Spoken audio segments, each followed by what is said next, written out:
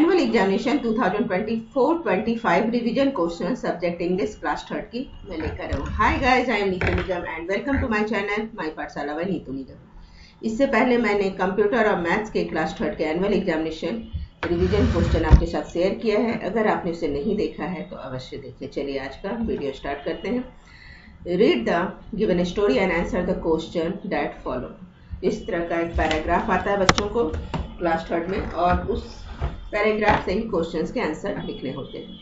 चलिए पैराग्राफ को पहले समझते हैं, फिर उसके आंसर देखेंगे। सारा was a young girl studies in A college. सारा एक यंग गर्ल है जो कॉलेज में स्टडी करती है। She love to cook and bake in her free time. Free time में वो बनाना या बेक करना, इस टाइप के खाना बनाना पसंद करती है, कुक करना और बेक करना। She lived with her parents. वो अपने पेरेंट के साथ रहती थी। One day Sara went to her aunt in near by village and stay there. एक दिन वो अपने आंटी के घर गई और आंटी के गांव गई और वहीं पर रुक गई। That night there were flood in the town. वहाँ शहर में बहुत तेज बाढ़ आ गई थी। The river that flow through the town was flooded. River overflow हो गया था जिससे पूरा टाउन जो है पानी में डूब गया था। Many people died and almost all the houses were destroyed in the floods. बहुत सारे लोग इस बाढ़ में मारे गए और ऑलमोस्ट इस बाढ़ में सभी घर जो है डिस्ट्रॉय हो गए। सारा's parents also died when their house was flooded. सारा के पेरेंट्स भी उसमें मर गए जब उनका हाउस बाढ़ में डूब गया। She was heartbroken, जिससे उसका दिल बहुत टूट गया था। सारा started to live with her aunt. वह जो है अपने आंटी के साथ रहना शुरू करती है। They began to make cookies and sell them. और वहाँ पर वो कुकीज़ बनाती है और उसको सेल करती है। The homemade cookies were great demand very soon. बहुत जल्दी homemade cookies की डिमांड बहुत बढ़ जाती है। They rented a small shop in town after about 5 years. 5 साल के बाद वह एक छोटा सा शॉप ले लेती है जिसपे कि वो homemade cookies को बनाकर बेचती थी। Soon they were selling 3 tons of cooking every month. 3 tons of cookies every month. Sarah and her aunt set up 3 factories in other town within a few years. बहुत जल्दी यह प्रत्येक महीने 3 टन्स कुकीज उनके सेल होने लगे और आगे चलकर सारा उसकी आंटी ने इसी प्रकार के कुछ सालों में 3 कंपनियां बना ली। सारा also open and old age home in memory of her parents. सारा ने फिर पेरेंट्स की मेमोरी में एक ओल्ड एज होम भी खोला। Many old people live there. बहुत सारे बूढ़े व्यक्ति वहाँ पर रहते थे। And they given food and medicine free of cost. और वहाँ पे उन्हें खाना और मेडिसिन फ्री में दिया जाता था। Sara and her aunt are very happy. और इस प्रकार सारा और उनकी आंटी बहुत खुश थे। चलिए इससे रिलेटेड क्वेश्चन। हु वाज सारा, वेयर डिड शी लिव। तो सारा कौन थी? सारा was a young girl studies in college. चलिए इसका आंसर भी मैं लिखते जाती हूँ साथ में। एंड वेयर सी लिव्स, तो she lives with her parents.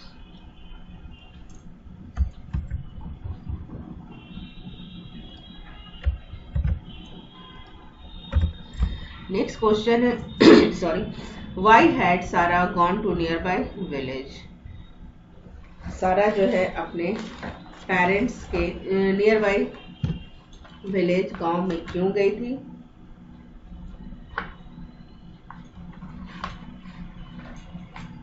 Because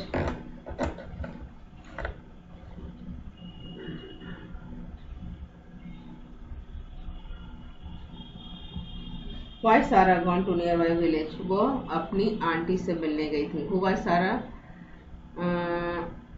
next question है why had Sara gone to near village. तो आंसर हो जाएगा Sara went to visit her aunt near bye village.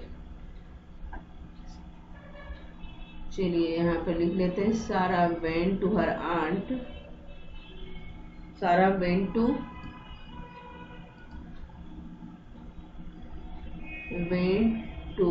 Visit her aunt near bye village. ये इसका answer हो जाएगा। Question number 2।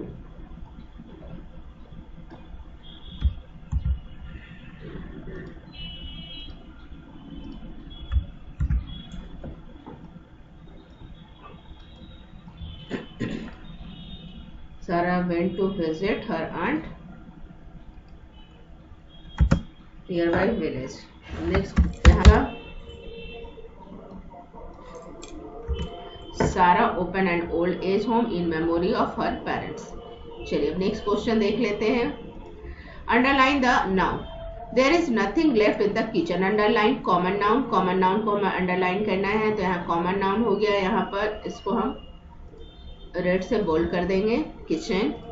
I saw a crowd of people near the zoo. Underline the collective noun. Collective noun को हमें underline करना है, तो this is crowd. Next proper noun. दिया can speak French. proper noun यानी दिया फ्रेंच बोलती है, इसका proper noun क्या हो गया? This is French. And proper noun यहाँ भी देना है. द रेड फोर्ट इन दिल्ली. तो red fort is the proper noun. Next question number. Make a list of countable and uncountable noun. तो यहाँ पे हम काउंटेबल नाउन और अनकाउंटेबल नाउन देख लेते हैं. फ्रूट. फ्रूट हो गया यहाँ पे काउंटेबल नाउन. एप्पल और ऑरेंज. नेक्स्ट बनाना. ये सारे हो गए आपके काउंटेबल नाउन. फिर अनकाउंटेबल नाउन में आपका हो गया sugar and salt and then lime juice. Lime juice को भी हम काउंट नहीं कर सकते हैं, तो this is uncountable noun. Next question हमारा हो जाता है. Underline the verb and stay with they are in simple present tense और present continuous tense. इसमें से हमें पहले तो verb को अंडरलाइन करना है, फिर हमें बताना है कि वो प्रेजेंट सिंपल है या प्रेजेंट कॉन्टिन्यूअस है. तो चलिए यहाँ पे verb हो जाता है quacking. The duck are quacking and swimming in the pond. Verb हमारा क्वैकिंग या स्वीपिंग, जिसको हमने रेड से अंडरलाइन किया है, और ये हमारा हो रहा है प्रेजेंट कॉन्टिन्यूअस टेंस. क्या हो रहा है? ये प्रेजेंट कॉन्टिन्यूअस टेंस हो रहा है. नेक्स्ट है planet move around the sun. Move यहाँ पर आपका वर्ब हो रहा है मूव, और यहाँ पर सिंपल प्रेजेंट टेंस. मूव क्या हो रहा है? सिंपल प्रेजेंट टेंस हो रहा है. Simple present.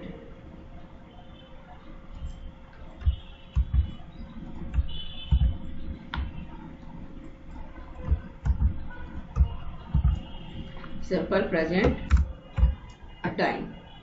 DIVIN.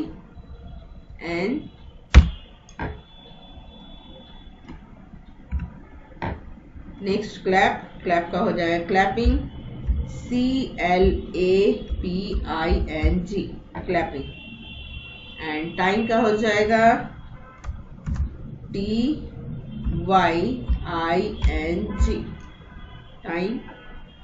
And eating का EATING.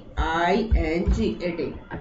नेक्स्ट इसी प्रकार question number 6. Give the past tense from the given word. Take का हो गया आपका टुक. TOOK. टुक. शाउट का शाउटेड. SHOUTED. शाउटेड.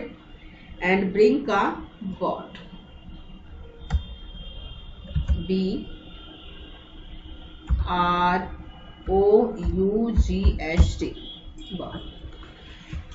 ये सारे जो है आपके आंसर हो गए, जिसको मैं रेड से हाईलाइट कर देती हूँ. नेक्स्ट क्वेश्चन नंबर हमारा है 7. Join the following sentence using suitable conjunction. ये दो वर्ड सेंटेंस दिए गए हैं, इसका हमें कंजक्शन बनाना है. तो चलिए पहला है the girl paint a vase the girl gave to her teacher. तो यहाँ हो जाएगा द गर्ल पेंटेड अ वास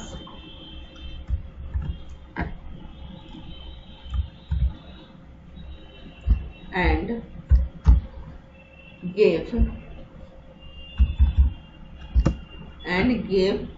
it to her teacher and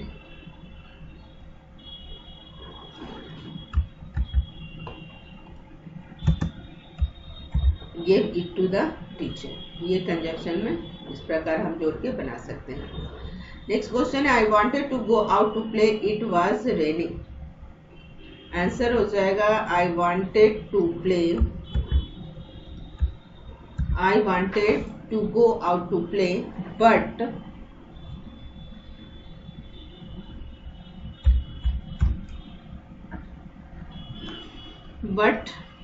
it was raining. मैं बाहर खेलना जाना चाहता था लेकिन बाहर बारिश हुई। नेक्स्ट है, the teacher was upset, the student were making a noise. Teacher जो है बहुत अपसेट थे क्योंकि बच्चे बहुत हल्ला कर रहे थे। तो यहाँ पे होगा the teacher was upset because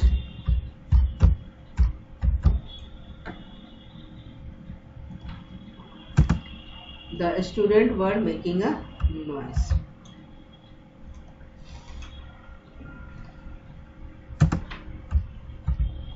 यहाँ पे द नहीं लगेगा, शॉर्ट हो जाएगा माई।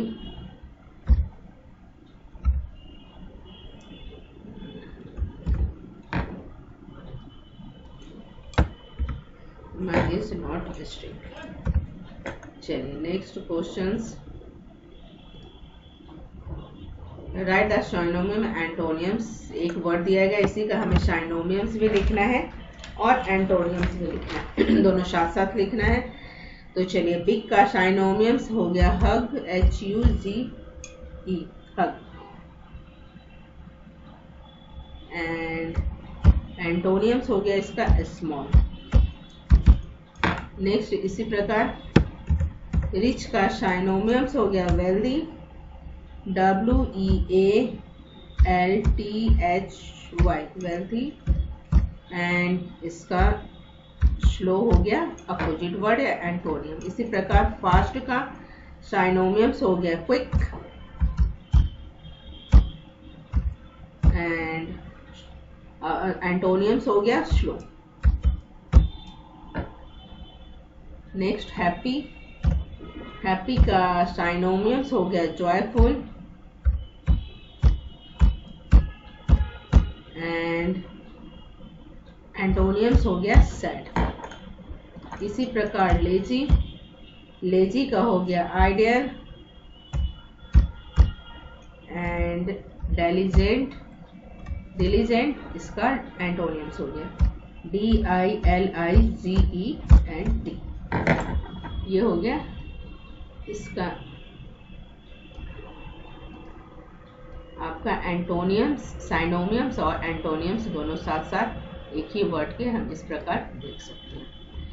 नेक्स्ट क्वेश्चन है हमारा, rewrite the sentence and capital letter and punctuation. इस लेटर को हमें फिर से लिखना है कैपिटल, इंग्लिश के अकॉर्डिंग कैपिटल लेटर लिखना है, कौन सा वर्ड कैपिटल में होगा और पंक्चुएशन लगाना है। तो सबसे पहला वर्ड यहाँ पे हो गया first fool.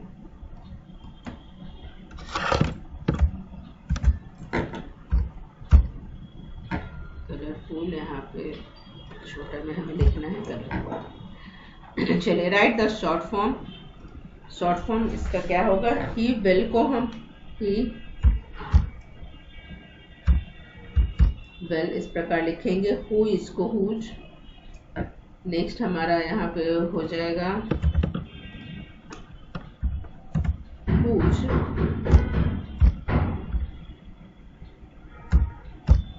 Next they will, they will को हम लिखेंगे दे।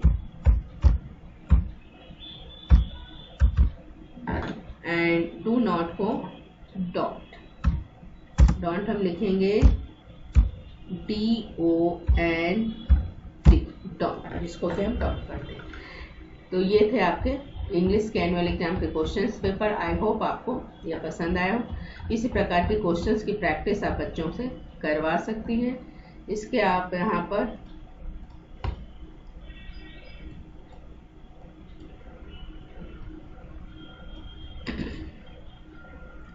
यहाँ पे आप इसका स्क्रीनशॉट भी लेके बच्चों को पढ़ा सकती हैं क्वेश्चंस देके, उसके बाद आप सॉल्व करवा सकते हो। तो ये थे आपके इंग्लिश के क्वेश्चंस पेपर। आई होप आपको पसंद आए। Thank you.